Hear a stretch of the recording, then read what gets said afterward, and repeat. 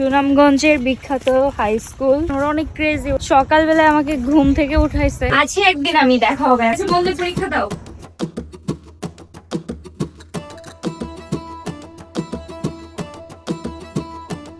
তুমি আজকে কোথায় যাচ্ছ? সুনামগঞ্জের বিখ্যাত হাই স্কুল, জাদুঘাটা নদীর পাশে। এবং এই স্কুলে আজকে আমি গেস্ট হয়ে যাচ্ছি। আমাদের স্বনামধন্য স্যার আছেন সামনে। আর একটু তাকান, হাই দেন। আমরা যাচ্ছি স্কুলে দেখা সাক্ষাৎ করতে বহু বছর পর। আমরা সবার প্রথমে হচ্ছে 10-এর ক্লাসে গেলাম, দেন সবার সাথে কথা বললাম। অনেক ভালো লাগলো সবার সাথে কথা বলে। আমরা মোটামুটি এখানে 5 মিনিটের মতো সময় কাটিয়েছিলাম। দেন 9-এর ক্লাসে চলে গেলাম। 9-এর ক্লাসের স্টুডেন্টগুলো এত কিউট, এত সুইট, সবাই সুন্দর করে শাইলা আপুকে প্রশ্ন করতেছিলেন। ওনার অনেক ভালো লাগতেছিল, ওনার লাইফের অনেক কিছু বললেন। দেন আমরা 8-এর ক্লাসে চলে গেলাম। 8-এর ক্লাসে গিয়েও সেম, আপু আসলে বুঝাচ্ছিলেন লেখাপড়াটা আসলে লাইফে কতটা ইম্পর্টেন্ট। সত্যি বলতে লেখাপড়াটা আসলে জীবনে অনেক দরকার।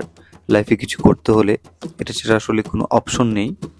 অ্যান্ড শিক্ষা ছাড়া জীবনে আসলে কিছুই নেই।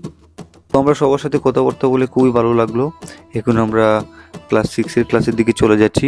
সবচেয়ে মজার ব্যাপার হচ্ছে লাউড়িগড় হাই স্কুলের জাদুঘাটা নদীর পাশে যে স্কুল, এখানকার যে টিচার, ওনাদের মন মানসিকতা এত ভালো, আমাদের সাথে এত ফ্রেন্ডলি বিহেভ করেছেন যেটা বলার মতো নয়। 6-এর ক্লাসে গেলাম। দেন 6-এর ক্লাসে কথাবার্তা বলে এত ভালো লাগলো। আসলে শাইলা আপুর লাইফের এক্সপিরিয়েন্স অনেকটা বললো। সবাই শাইলা আপুকে চিনে, ব্যাপারটা আসলে অবাক করা। গ্রামের ক্লাস 3 থেকে যারা পড়ে, 3 থেকে ক্লাস 10 পর্যন্ত সবাই আপুকে চিনে, এই ব্যাপারটা সবচেয়ে ভালো লাগা। তো আমরা এখন স্কুল থেকে বের হয়ে গেলাম। স্কুলে গিয়ে এক্সামের জন্য আসলে আমাদের উনি কোনো উপদেশ দেননি। না না, স্কুলে ওদের পরীক্ষার সময় তো নষ্ট করা যাবে না। ওরা অনেক ক্রেজি। ওরা সকালবেলা আমাকে ঘুম থেকে উঠাইছে, এই জন্য ওদের সাথে এসে দেখা করে গেলাম। কিন্তু সবাই যেহেতু পরীক্ষা দিচ্ছে, মন দিয়ে পরীক্ষা দিয়ে, এবং আমি জানি আজকে যেহেতু আসছি, ওরা এনি টাইম পরীক্ষা শেষ হলে আবার যে ঘেরাও করবে।